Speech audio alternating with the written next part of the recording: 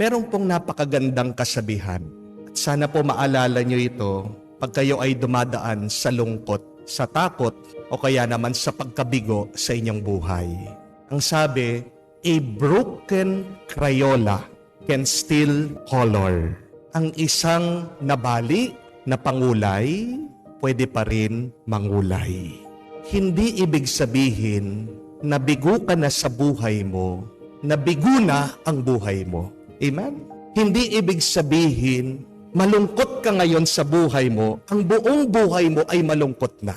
Amen? Hindi ibig sabihin, may nangyaring masama sa buhay mo, na ang buong buhay mo ay masama. Dahil ang kasabihan, ito, you are only having a bad day. It is not a bad life. Isang masamang karanasan lang yan. Hindi yan masamang buhay. Hindi nababawas ang ating pagkatao dahil tayo ay nabibigo, nagkakamali o nagkakasala. Hindi nawawala ang mabuting kakayahan mo pag ikaw ay malungkot, pag may pangit na nangyayari na sa iyo. May mabuti ka pa ring magagawa. Tandaan mo yan. Maniwala ka. Huwag kang susuko. Dahil pag sumuko ka na, diyan ka na tunay na mabibigo. Kung nabigo ka, hayaan mo. Meron pa naman oras, meron pa naman panahon, meron pa naman susunod na araw, bumawi ka. At ang mabuting balita, ito, naniniwala ang Diyos sa iyo. Ano man ang mangyari sa iyong buhay, mahal ka pa rin ng Diyos. Pinipili ka pa rin ng Diyos. At sinusugo ka pa rin ng Diyos. Tingnan niyo po sa ating nabasang ebanghelyo. Itong si Maria Magdalena, mahal na mahal ang ating Panginoon. Dahil pinatay siya, dahil wala siya, naturally, umiiyak siya, nagluluksa siya. She was broken, she was devastated, she was depressed. Hindi mo maaalis kay Maria Magdalena dahil sa pagmamahal niya sa Panginoon na malungkot siya, na umiiyak siya. Di po ba? Pero tignan niyo po, nagpakita ang Panginoon sa kanya at sinugo siya, ginamit siya, inutusan siya. Sinabihan siya, Maria, pumunta ka sa mga apostol ko, sabihan mo sila makipagkita sa akin. Hindi man hinintay ng ating Panginoon na huminto siya sa pag-iyak. Hindi naman sinabi ng Panginoon, kawawa naman siya. Hayaan ko muna magpahinga. Hintayin ko muna na maging okay siya bago ko siya kausapin, bago ko siya isugo. Kung ano yung kalagayan niya na masakit, pinabayaan niyo ng Panginoon. At pinili pa rin siya, ginamit pa rin siya. Dahil may mabuti pa rin siyang magagawa. Kahit na nararamdaman mo, bali-bali ka na, sirang-sira ka na, bigong-bigo ka na, huwag kang mag-alala. Habang may buhay ka pa, may magagawa. Amen? Your failures does not mean it is the end of the story. Your brokenness does not mean you are finished. Your sadness does not mean that it is the end. Pero sa gitna ng pangit na nararamdaman mo, ang Diyos nakikita pa ang mabuting magagawa mo. Kung nga po ako nung nag-aaral ako, puro palakol yung aking mga grades. Palagi nagagalit yung mga teacher ko, palagi po ako nape-principal. Sino po ba ang makakapag-akala ng isang pasaway na bata darating ang araw, magpapari? Hindi po makapaniwala yung aking mga teacher. Huwag mong huhusgahan ang buhay mo sa mga pagkabigo mo, sa mga pagkakamali mo, sa iyong lungkot. Kaya nga, yung mga iba sa inyo, kahit na sabihin na single parent sila, mag-isa sila sa buhay, iniwan sila ng kanilang mga asawa, pwede ka pa rin maging mabuting magulang. Amen?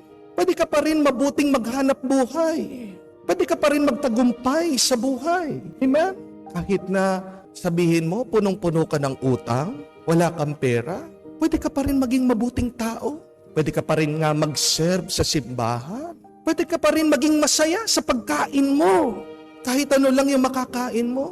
Kahit na matanda ka na, wala ka na magawa kung hindi magwalis sa bahay, maghugas ng pinggan, o kaya naman kahit na nakaratay ka, pwede mo pa rin pagdasal ang iba at maging instrumento ka ng pagpapala nila. Amen? tingnan mo yung halaga mo bilang tao. May halaga pa rin ang buhay mo. Ano man ang hindi magandang sitwasyon mo ngayon. Di po ba sabi nila, ang mga mayayaman ngayon yung may lupa. Amen? Kung gusto mong yumaman, dapat mamili ka ng lupa.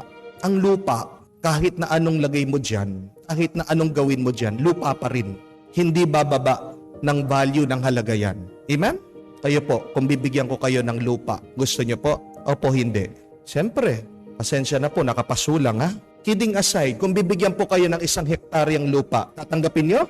Yun lang po, nandun po sa bundok ng Pinatubo o bundok ng Taal. Gusto nyo pa rin po? Opo, lupa pa rin yun eh.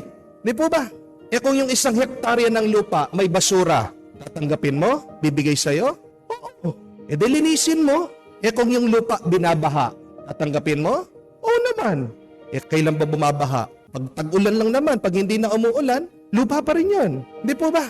Kahit na anong mangyari doon sa lupa, sunugin man yan, dumihan man yan, bahain man yan, lupa pa rin. Mahalaga pa rin yung lupa. Hindi nawawala ang halaga ng lupa doon sa itsura ng lupa o doon sa ginawa doon sa lupa. Ganyan din ang pagkatao natin. Tandaan niyo po, kahit na ano pang sinabi ng ibang tao sa iyo, kahit na ano pang ginawa ng asawa mo, kahit na pinagmumura ka ng mga naniningil sa iyo, kahit na may sakit ka, hindi mo na magawa yung mga dating ginagawa mo, huwag ka mawawala ng pag-asa. Huwag sana masisira ang loob mo. Dahil sa pinakakaibuturan sa iyong puso, tandaan mo ito, mahalaga ka pa rin. Mabuti ka pa rin.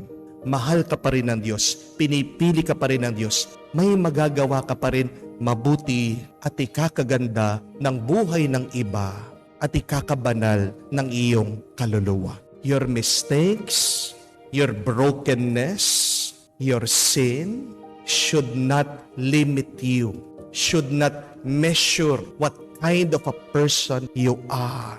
Listen to God and understand that no matter where you are in the journey in life, maaring ikaw ay nasa tuktok, maaring ikaw ay nasa ilalim, maganda pa rin ang buhay. Mabuti pa rin ang buhay. Regalo pa rin ang buhay. Pinipili ka, minamahal ka, sinusugo ka ng Diyos. Huwag mong kakalimutan yun. May magagawa ka pa rin mabuti at maganda. Yan sana'y magbigay ng ngiti sa iyong muka araw-araw. Yan sana magpalakas sa iyo ng loob. Makakita ka pa rin ng dahilan para pagpatuloy, umiral at mabuhay dito sa mundo.